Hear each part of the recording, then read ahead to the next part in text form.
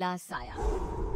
यूं तो बनारस घाट अपनी खूबसूरती के लिए बहुत प्रचलित है, पर घाट के किनारे कई राज लिए बैठे हैं।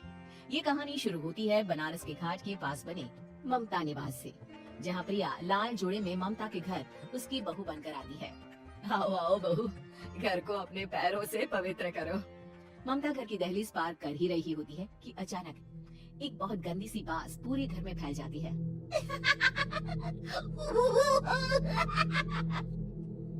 ये बदबू और ये आवाजें, ये कौन हंस रहा है माँ?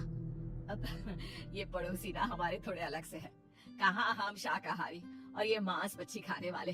छोड़, तू ध्यान मत दे और गृह प्रवेश कर। और हाँ बहू, अपनी सास की एक बात हमेशा याद रखना, इन पड़ोसियों से तो कभी बात नहीं करेगी। अच्छे लोग नहीं है ये। अपनी सास की ये बात मानेगी ना बेटा? हाँ माँ, जो आपकी मर्जी, मैं उनसे बात नहीं करूंगी। अगले दिन प्रिया अपनी पहली रसोई बनाने रसोई घर में जाती है। ये छोटी बात तो नाक में जा रही है। एक काम करती हूँ, खिड़की खोल देती हूँ। प्रिया खिड़की खोलने जाती है। इतने जाले, लगता है इस खिड़की को कभी खोला ही नहीं गया। पर ऐसा क्यों? ओह, नॉन वेज की स्मेल आती होगी ना। 2 मिनट के लिए खोल लेती हूँ, फिर बंद कर दूंगी। प्रिया खिड़की खोलती है। खिड़की खोलते ही उसकी नजर सामने वाले घर की खिड़की पर पड़ती है, जहाँ एक लड़की खड़ी होती है। हाथों में मेहंदी, लाल रंग की साड़ी, बिल्कुल सजी धजी, मानो प्रिया की तरह ही वो भी नई नवेली बहू हो। वो प्रिया को देखकर मुस्कुराती है। हे भगवान, माँ ने तो इनसे बात करने को मना किया था। प्रिया फौरन ही खिड़की बंद कर देती है और तवे पर चढ़े रोटी की ओर देखने लगती है, पर वहाँ रोटी ना होकर मछली पड़ी होती है। ये क्या? पहली ही रसोई में इतनी बड़ी गलती! हे भगवान, अब मैं क्या करूं? प्रिया बहुत डर जाती है और फौरन रसोई की सफाई करने और फिर सभी के लिए खाना बनाने लग जाती है। जब वो सबको खाना परोसती है, सब तो ठीक है, मैं बेकार में चिंता कर रही थी। हे भगवान, ऐसे ही बस अपनी कृपा बनाए रखना। रात के वक्त जब सब सो रहे होते हैं, तब प्रिया को पायल की आवाज सुनाई देती है, जिससे उसकी आंख खुल जाती है। ये पायल की आवाज कहाँ से आ रही है? प्रिया उठकर उस आवाज के पीछे छत की सीढ़ियों तक जाती है। तभी उसे बच्चे के रोने की आवाज आती है। प्रिया छत पर जाती है तो क्या देखती है?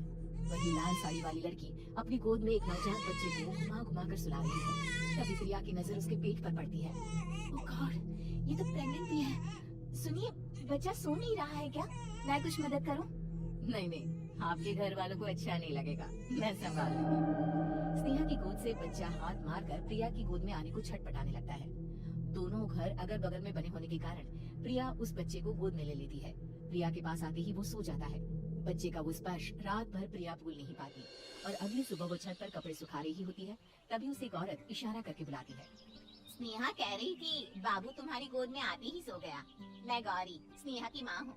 बहू, घर आना, बाबू को खिला भी लेना। शाम को जब घर पर कोई नहीं रहता, बच्चे से मिलने के लिए प्रिया छिपकर अपनी पड़ोसन के घर चली जाती है और कुछ देर बच्चे को खिलाकर वापस लौट आती है। इसके कुछ दिन बाद ही प्रिया को पता चलता है कि वो माँ बनने वाली है। ममता की खुशी का ठिकाना नहीं रहता। माँ जी, पता नहीं क्यों उल्टी आ रही है। प्रिया भागती हुई वॉशरूम में जाती है तो हरे और लाल रंग की उल्टी करती है। उस उल्टी में से कीड़े निकलते हैं।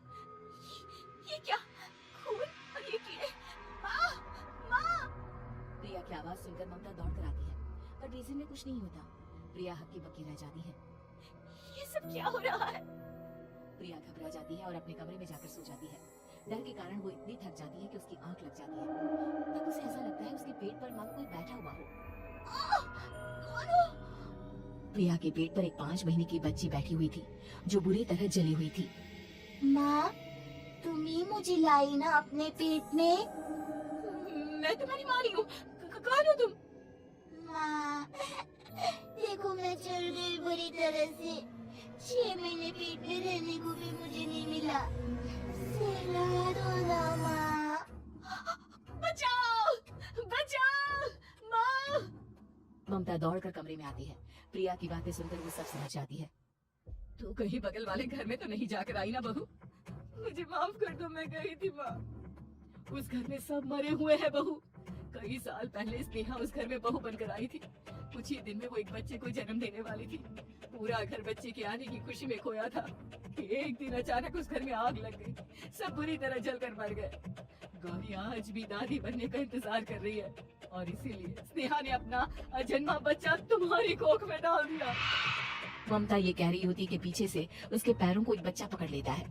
दादी दादी। माँ, स्नेहा की गोद में यही बच्चा था। ये बच्चा कौन है फिर? तेरी मौत है।